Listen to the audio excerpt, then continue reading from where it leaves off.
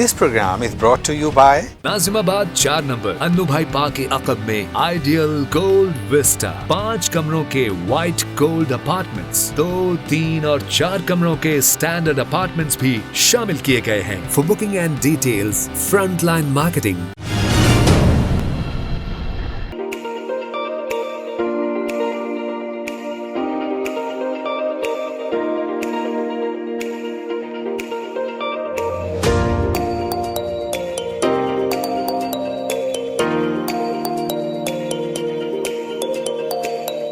अस्सलाम वालेकुम नाजरीन, वॉइस ऑफ नेशन के साथ मैं हूं ज़ैर खालिद।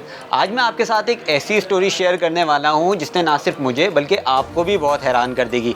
हमने लकड़ी से बने फर्नीचर देखे हैं, हमने एल्युमिनियम से बने फर्नीचर देखे हैं, हमने चिक बोर्ड से बने फर्नीचर देखे हैं, लेकिन आज मैं आपको एक ऐसे फर्नीचर वाले से मिलाऊँगा जो कि पानी की पाइपलाइनों से फर्नीचर बनाते हैं। जी हाँ, जिसमें एल्बो का भी यूज़ होता है, जिसमें पानी की टी भी यूज़ होती है। मेरे साथ मौजूद है ताबिश, जो कि पानी की पाइपलाइन से ना सिर्फ फर्नीचर बनाते हैं बल्कि फानूस भी बनाते हैं और दीगर चीज़ें भी घर की डिज़ाइन करते हैं। ताबिश, बताइएगा कि आपने किस चीज़ में तालीम हासिल की, आपकी क्या एज है और ये कब शुरू हुआ? मेरी एज 25 साल है और मैंने बीटेक इलेक्ट्रिकल में किया है। और ये मेरा दोस्त है मिर्ज़ा सादिक, उसको ये आइडिया आया। उसने मुझसे बोला कि यार ऐसा चीज़ें एग्जिस्ट करती हैं दुनिया में, लेकिन पाकिस्तान में ऐसा कोई कॉन्सेप्ट नहीं है। तो उसने कहा कि चलो हम लोग इसका लैंप्स वगैरह पे काम करते हैं, बनाने की कोशिश करते हैं सब चीज़ों की। मैंने कहा ठीक है, करते हैं, कोई मसला नहीं है। फिर अगले दिन ही हम लोग गए, इसके बारे में रिसर्च करी, फिर रिसर्च करते चले गए, करते गए। उसके बाद पता चला कि ये तो बस सिर्फ लैंप्स तक ही नहीं बल्कि बहुत ह्यूज फील्ड है। इसमें फर्नीचर से लेकर शेल्फ से लेकर और एक बाकायदा पूरा इंडस्ट्रियल डिज़ाइन है। फिर हम उसकी तरफ आहिस्ता उसकी तरफ फिर हम बढ़ते चले गए आगे। अच्छा ताबिश, मुझे बताइए, इलेक्ट्रिकल से आपने अपनी एजुकेशन की, इलेक्ट्रिकल इंजीनियरिंग से, उसके बाद इस फील्ड में आना बिल्कुल ही दो अलग मुख्तलिफ चीज़ें हैं। कैसे ये सब कैसे हुआ?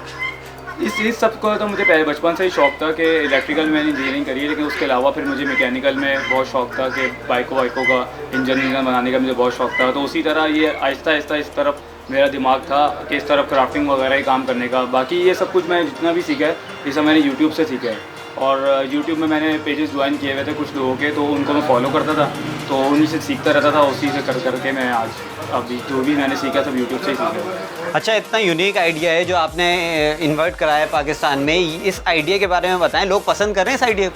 हाँ बिल्कुल, हमें बहुत अच्छा रिस्पांस मिला है। हमें काफ़ी ऑर्डर्स आना शुरू हो गए हैं। शुरू में इतने ऑर्डर्स कम थे, लेकिन क्योंकि हम लोग इतने ज़्यादा रीच नहीं थी हमारी, लेकिन जैसे हमारी रीच बढ़ रही है वैसे हमें ऑर्डर्स अब मौसूल होना शुरू हो गए हैं। अच्छा, ड्यूरेबिलिटी के बारे में बताएं कि कितने पायदार हैं, कब तक चलेंगे?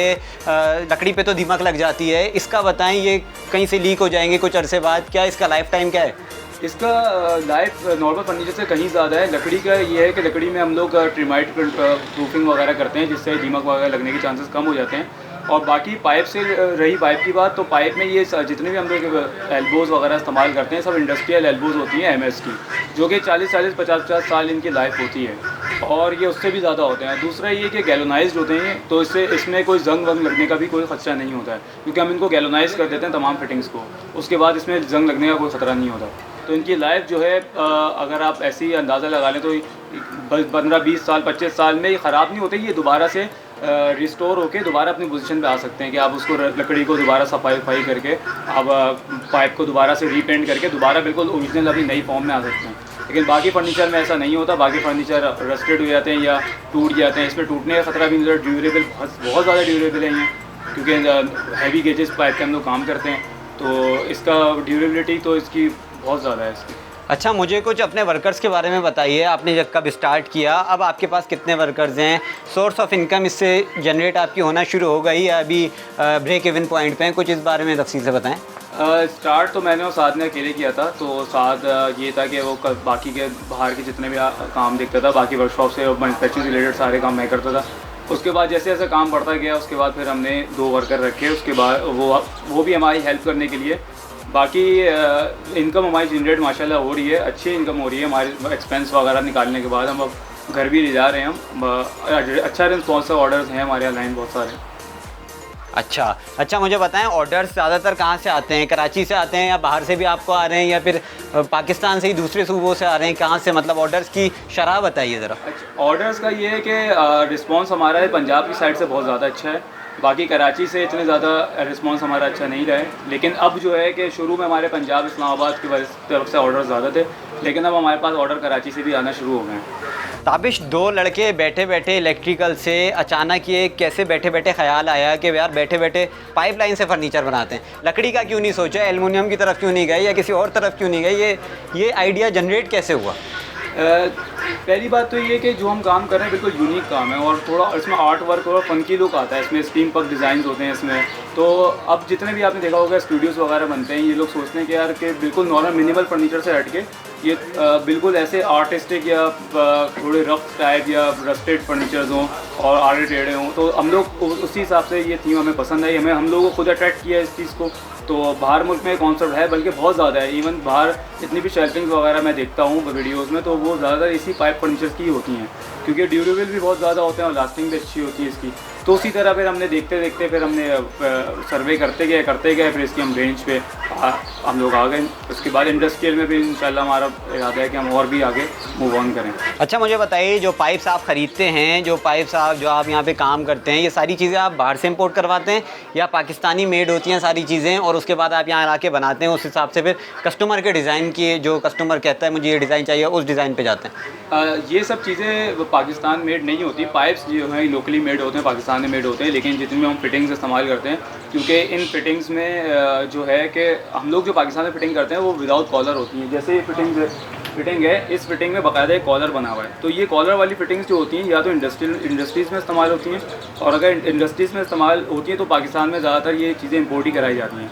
तो ये इंपोर्टेड फिटिंग्स ही होती हैं, लेकिन इसमें लोकल वेंडर्स मौजूद हैं जो कि सप्लायर हैं कि हमें प्रोवाइड करते हैं। अभी तक हम बंदे बाहर से कुछ नहीं मंगवाया है, हम पाकिस्तान के लोकल वेंडर्स को इस्तेमाल करते हुए फिटिंग का इस्तेमाल करते हैं। लेकिन ये जितनी भी हम फिटिंग इस्तेमाल करते हैं ये सब इंपोर्टेड फिटिंग्स हैं और ये सब बाहर की फिटिंग हैं, सारी MS की फिटिंग्स कहलाती हैं सारी।